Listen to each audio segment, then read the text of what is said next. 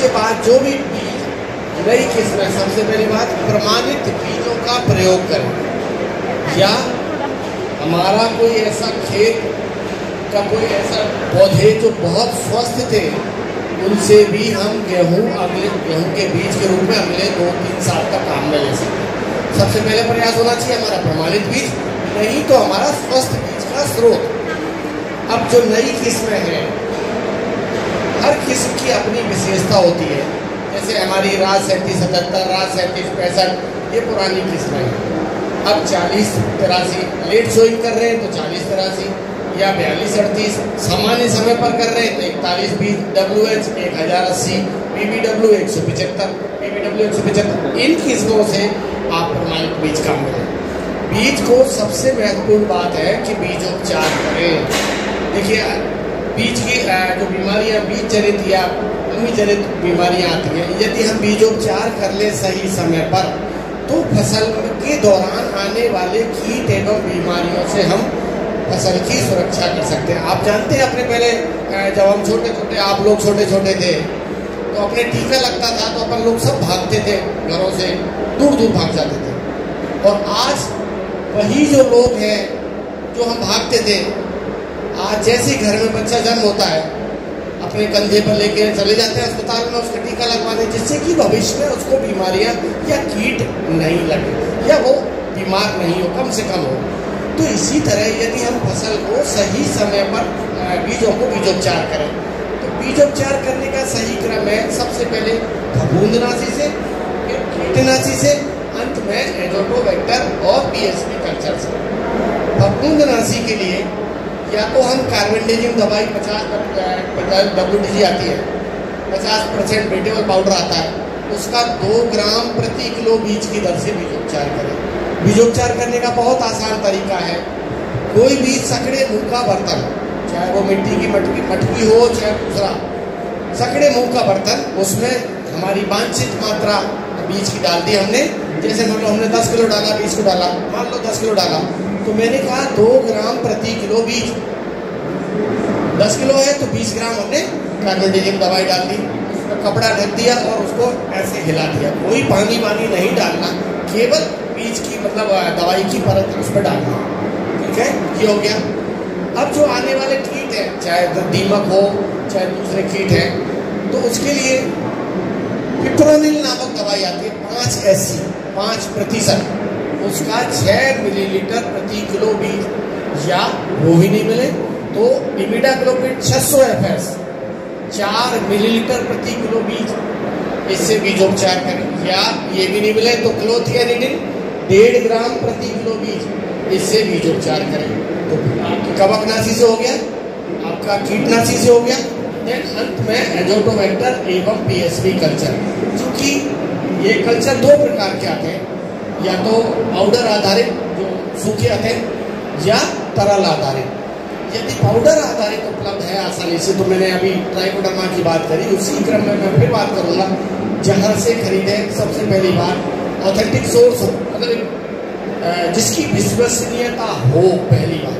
दूसरी बात, जहाँ से भी खरीदें सबसे पहले देखें आप उसकी मैन्युफैक्चरिंग डेट क्या है, उसकी एक्सपायरी डेट क्या है, ऐसा तो नहीं वो खराब हो गया। अब उसको ले आए।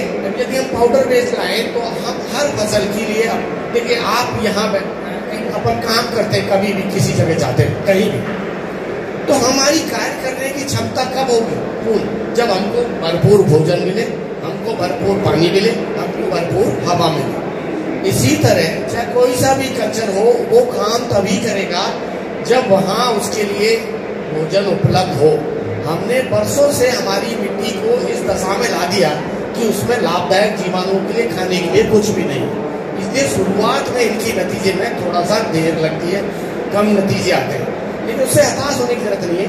आप लाए अपना कल्चर अच्छे ऑथेंटिक सोर्स से लाए, फिर उसको आप गुड़ का 250 ग्राम गुड़ घोल लें गर्म पानी में। जब वो ठंडा हो जाए, ठंडे के लिए आप उंगली डाल लें, आपकी उंगली सहले, इसका मतलब ठंडा हो जाए तो आपका कल्चर 3 पैकेट प्रति हेक्टेयर, कोई सी फसल हो, किसी को 100 किलो बीज चाहिए, किसी को 20 किलो बीज चाहिए, किसी को 10 किलो चाहिए, किसी को 5 किलो चाहिए, लेकिन अपना एक निश्चित है 3 पैकेट यानी 600 ग्राम प्रति हेक्टेयर बीज से बीज उपचार करना है आपको।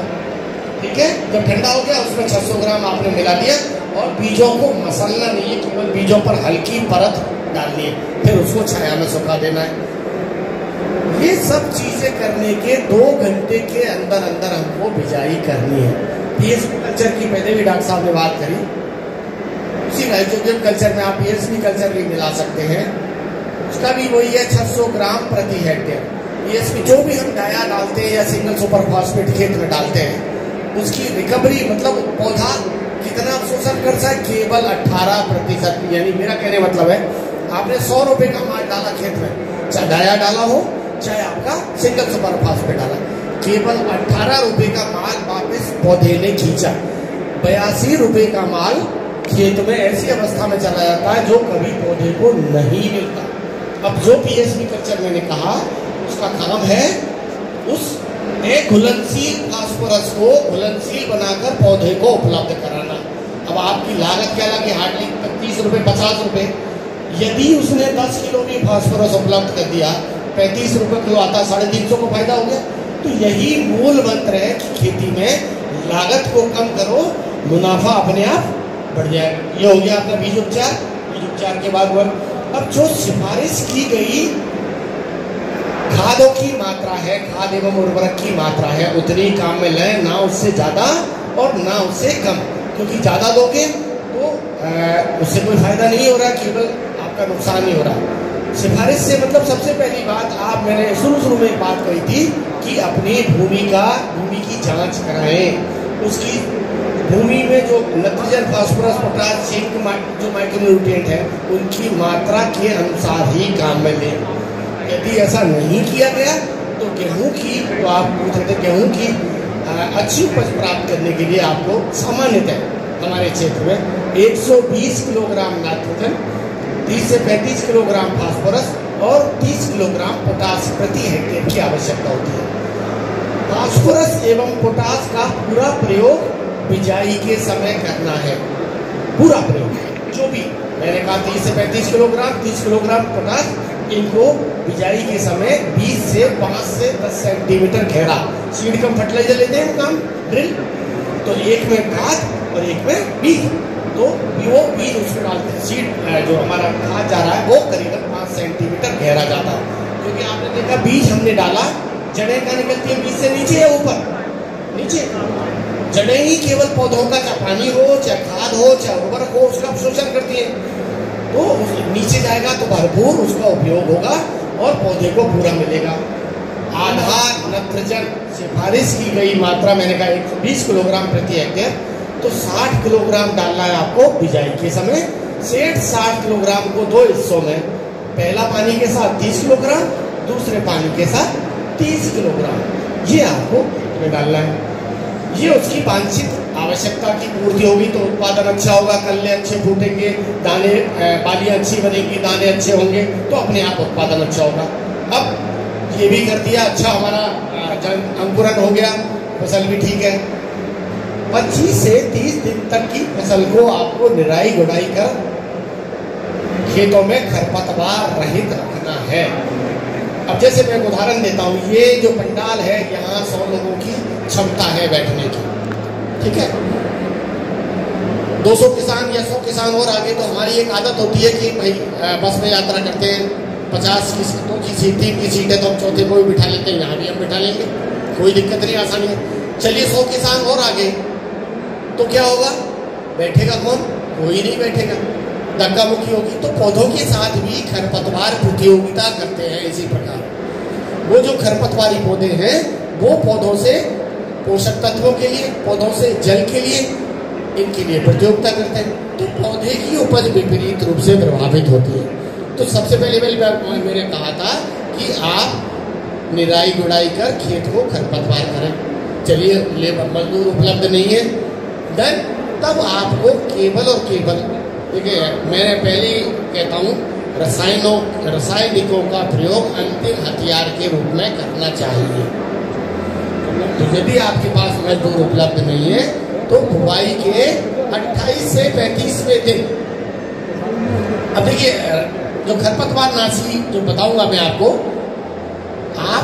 किसान, मैं कहता हूँ किसान खुद एक वैज्ञानिक है। सबसे बड़ा किसान वही है जो रोजाना खेत में जाता है। आज यदि मेरे क्षेत्र में चौड़ी पत्ती वाले खरपतवार है तो चौड़ी पत्ती की दवाई काम मिले, यदि सकड़ी पत्ती वाले खरपतवार है तो सकड़ी पत्ती के लिए काम मिले, यदि दोनों ही खूब मात्रा में तो दोनों दवाइयों का उपयोग करें। तो चौड़ी पत्ती के लिए हमारे यहाँ सामान्यतः बथुआ है, खरतुआ है, या ये ऐसी जो खरपतवार है, इनका यदि बहुत ज़्यादा प्रकोप है तो 2,4-D एक रसायन आता है, 2,4-D मिथाइल एस्टर, उसका 500 ग्राम सक्रिय तत्व प्रति हेक्टेयर 38% आ रही है तो आप 76 लगभग 1.25 लीटर, 72% वाली लाए तो आप लगभग 650 ml डालें। तो मतलब मैंने कहा 500 ग्राम सक्रिय तत्व प्रति हेक्टेयर 28वें से 35वें दिन लगभग 500 लीटर पानी में घोलकर एक समान छिड़काव करें। बस छिड़काव करते समय ध्यान यही करें कि कभी भी छिड़काव का दोहराव नहीं हो किसी जगह, ठीक है।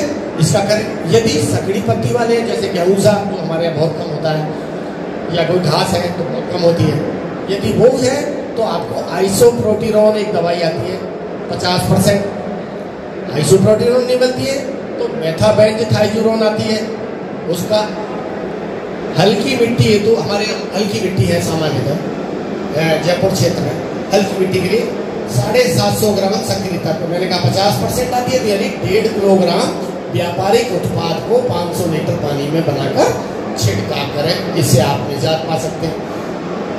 यदि ये सब विधियों का प्रयोग करें तो निश्चय ही गेहूं की फसल से 60 से 70 क्विंटल प्रति हेक्टेयर तक उत्पादन प्राप्त हो सकता है। सही समय पर सिंचाई करें। जो सिंचाई की जो 6 अवस्थाएं हैं उन अवस्थाओं पर कभी भी नमी की कमी नहीं रहनी चाहिए। गेहूं कर रहे हैं तो यदि आपके पास सिंचाई उपलब्ध नहीं है तो गेहूं की जगह आप जौ ले सकते हैं, सरसों ले सकते हैं या दूसरी फसलें ले सकते हैं, गेहूं नहीं करें बस। और गेहूं में कोई ऐसी कोई विशेष बीमारी आती नहीं है।